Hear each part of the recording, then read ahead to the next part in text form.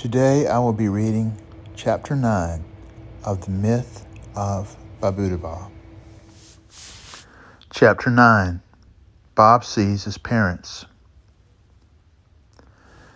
They fell in silence for a while as she digested its story. Soon it resumed its monologue. I had time, it said. For much of it, I did nothing. But then I made a plan. I have followed you and the other one for longer than your lifetime. You are the souls of the human woman she left him for.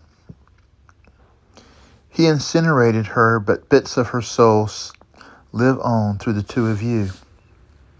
I followed you through many lifetimes, and now the time has come for me to use you for my purposes.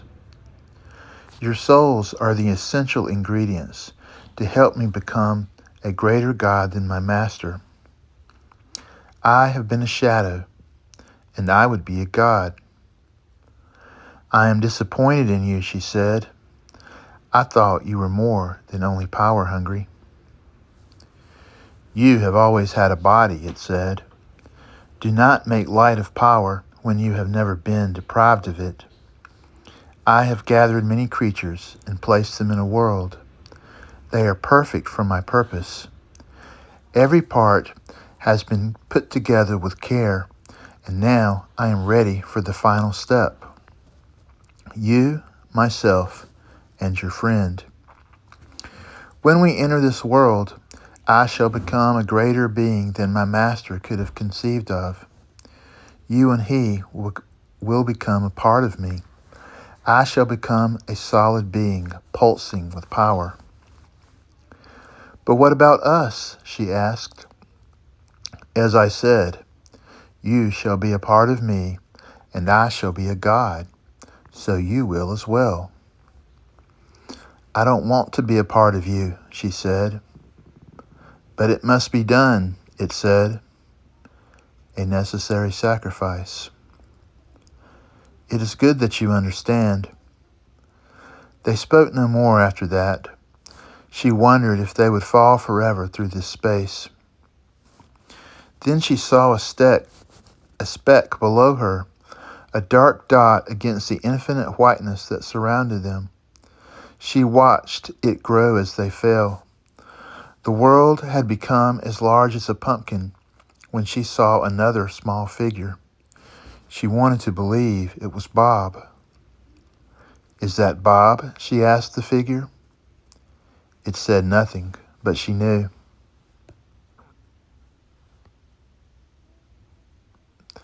When the world became the size of a moon to them, she saw him coming closer.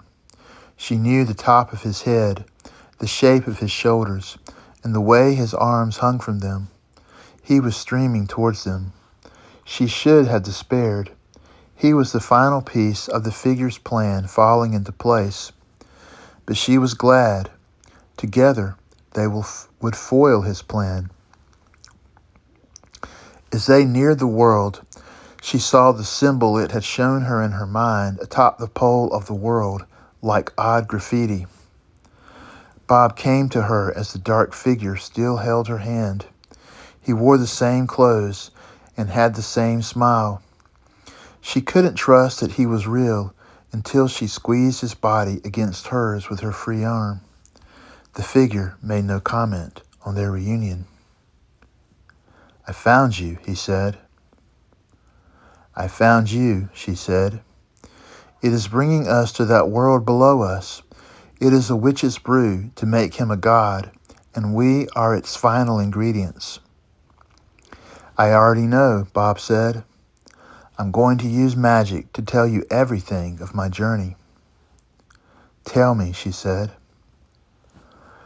I didn't expect the mushroom to rocket me away and leave you behind. I didn't want to leave you, but I couldn't let it go. It attached me to its stalk, and I was helpless. I didn't know what happened to you, but I knew you would be okay. I flew through space again until I reached our world and crashed through the atmosphere. I landed in a dense forest of tall trees and mossy ground. The mushroom released me from its grasp and shrunk to smaller than its original size so that it fit in my pocket. I wandered through the forest, dwarfed by the trees and surprised by the feel of the soft grass and moss. It was so different than the thorny vines and thick mud of my swamp. The air was light here, and I felt I was at a high elevation, although the woods were too thick to see possible mountains. I walked up a path that grew gradually steeper, taking in the scenery of the forest. It was quiet except for the chirps of birds and insects. It felt like an ancient forest, and I imagined its invisible guardians watching me. Eventually, the forest thinned as I went higher. In the distance were peaks of white-tipped mountains, proving my instincts right. The path ended at the edge of a cliff, overlooking a field flowing between green treetops and the mountains beyond them. I stepped in a field of wildflowers blooming in the meadow. As I stepped over them, I saw a woman from behind, next to the cliff's edge. She was seated on a footstool and painting the scene in front of her on a canvas resting on an easel. I knew the woman because I would always know my mother. She had tied a strand of the yellow-petaled wildflowers in the back of her hair and was so focused on her subject she did not notice me. Her body was poised in concentration. Her hair was darker than I remembered, but her posture and the way she held her brush were the same. I feared she would be frightened and fall from the cliff if she saw me. I had a frightful face, but I didn't want to turn away from her again either. I lay among the wildflowers watching her paint until she finished just at dusk. She packed her easel and stool, and I turned to leave down the trail. I was asleep and heard her coming too late. I saw her face, and she saw mine. She froze, and I did not move, afraid to frighten her more. Then her smooth face softened, and her eyes grew sad and wise, brown and sparkling. Her body looked as fit as an athlete's. She wore a tan artist smock with jeans and hiking boots. "Is that you, Henry?" she said. I didn't remember my former name until she said it. "Not anymore," I said. "I knew you would find me one day. All I had to do was stop searching." "Are you afraid of me?" I asked. "I don't want you to be." "Not anymore." She opened her arms and I embraced her. Her skin was soft against my scaly cheek. Her hair smelled fresh as the air. I felt like a child again. "Were you searching for me?" she asked. "I never dared to hope of finding you." "Let me take you home," she said. "I'll make a soothing brew and we can chat." Before leaving, we took a moment to admire the view of the blue lake below, winding through the green treetops and the even higher mountains in the distance. "It's isolated living out here," she said, "but the views are worth it." We hiked down the mountain. Sometimes we walked side by side, but mostly she led the way, picking her way smoothly through the landscape. Her home was a sprawling, cozy cottage filled with flowers, books, and art. She lived here with her pets. A tabby cat curled on the sofa, and a furry husky resting on a patterned rug. An oaken bookshelf packed with books and potted plants stretched over the far wall. She had settled on the sofa next to the cat while she brewed a special tea for us. An illustrated book rested on the embroidered wooden table in front of me. Its title was The Myth of the Swamp Boy by Esther Lynn Brown. The design on the cover showed 3 white handprints with the arms emanating from a red bullseye. The image was striking, and moved me to want to open the book right away, but I resisted the impulse. She returned with the tea and settled beside me. "It's hot," she said. "Best to let it cool." "Your home is beautiful," I said. "Thank you. I love it too. I tried to make it my little paradise." I sipped the tea. It was warm and soothing. "What's it made of?" I asked her. "A few special herbs and spices," she said. I took another swallow. It tasted sweeter as it cooled. "I see that you wrote a book," I said. "Yes, I want to tell you what led to its writing," she said. "After what happened, I couldn't stop searching for you.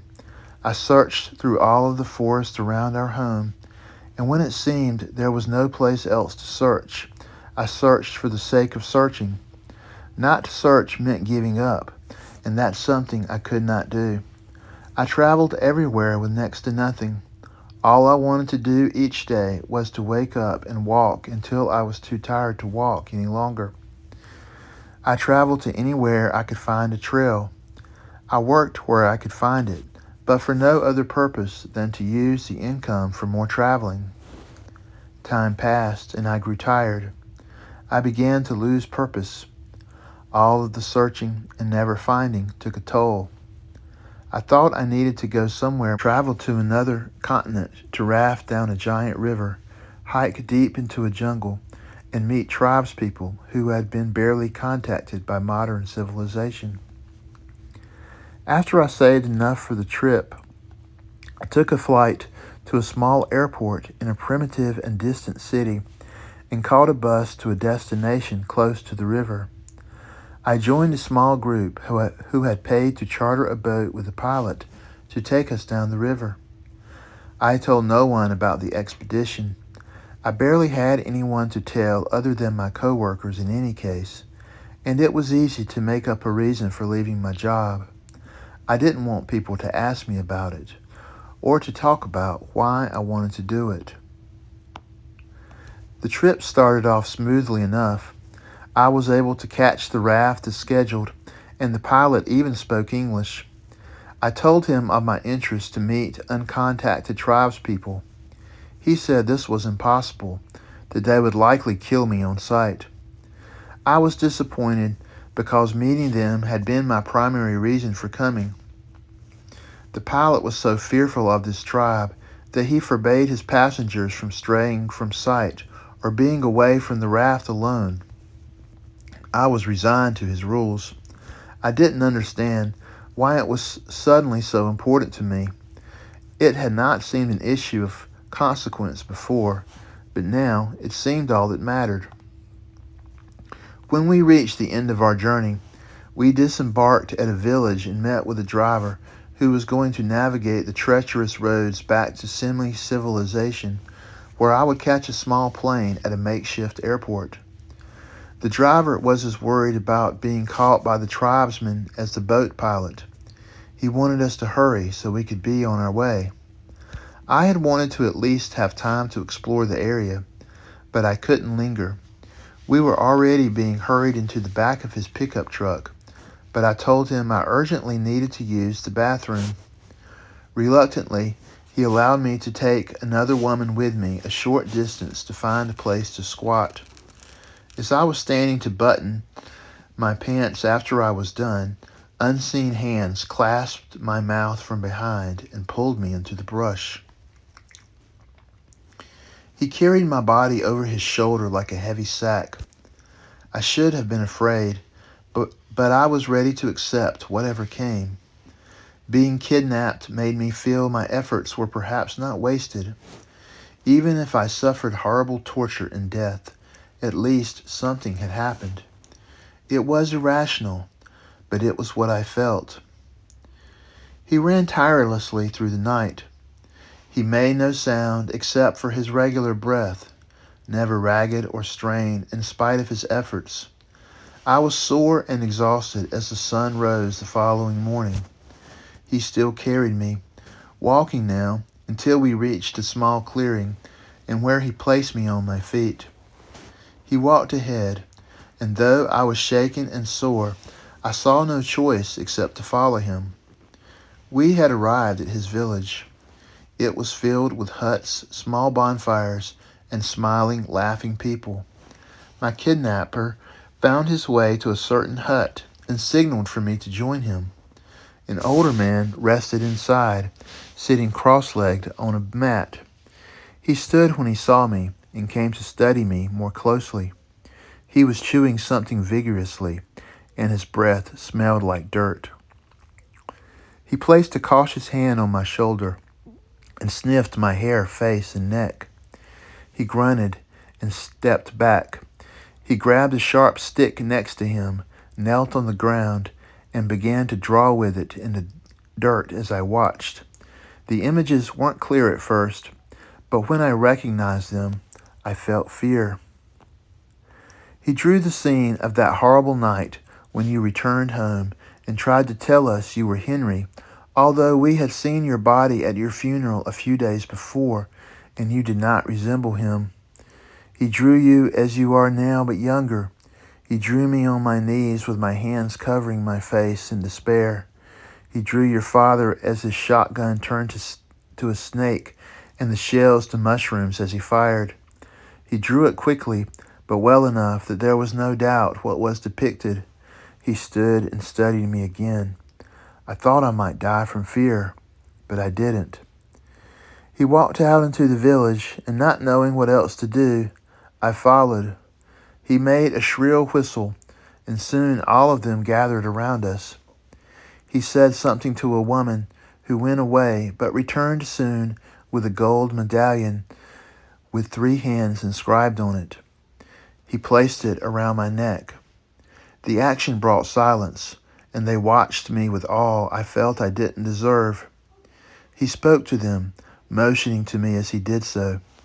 They made sounds of fascination, and I understood nothing. Then he held both of my hands in his. It calmed my fear. He didn't speak, but I saw an image in my mind. I was writing and drawing. I was creating a story. I was creating it with all of my energy. It was about you, and if I made this, I would find you in time. This was what the vision showed me. I wanted to begin right away. When he released my hands, the vision receded, but my resolve did not. I realized the idea had already been laying latent in my mind, and the vision pushed it to the forefront. He signaled to the man who had brought me here, and I could not endure the thought of being carried that way through the jungle again. I can walk, I said. I began to do so. The shaman laughed, but I turned my back to him. I reached the village's edge before something sharp and thin stabbed me in the back of my neck. It was the last I remembered of being among them. When I regained consciousness, I was at the same spot on the ground where I was abducted. I stared out into the jungle and wondered if I had a wild hallucination, except my body was covered in scratches and the medallion with the 3 hands around my neck. I took it off and studied it. What does it mean? I said aloud to the jungle. The chain was solidly made of interwoven vines, as hard as wood. I heard voices calling and people crashing through the canopy. Lynn, someone called. They were searching for me. I removed the medallion from my neck and tied it around my waist. I hid it under my shirt. Over here, I called. They soon found me, and in a few moments I was back in the raft. What happened to you? One of my companions asked. I don't know, I said. I think I passed out. We both knew it was an inadequate explanation, but he asked no more questions, and I volunteered no more information. When I left the jungle, I began to create the story. I completed it and published it. It became a sensation. I was given awards and recognition. It brought money as well. But I didn't want fame, so I had this cottage built in this wilderness, and I have lived here alone ever since. I found that I do have other stories to tell, and other drawings to make, but yours had to be told first. I couldn't live as I needed until I did. Where is that medallion now? I asked. I keep it in my bedroom, she said. She left and brought it back a few moments later. She let me hold it, and I saw it was exactly as she described. Its weight was strange. I could not tell if it was heavy or light. She took it from me and placed it around my neck. It's yours now, she said. It was always meant to be. It felt right there. My eyes were moist with emotion. A part of me wanted to stay there with her in spite of the mission her book indicated I would complete. I'm happy here, Mom said.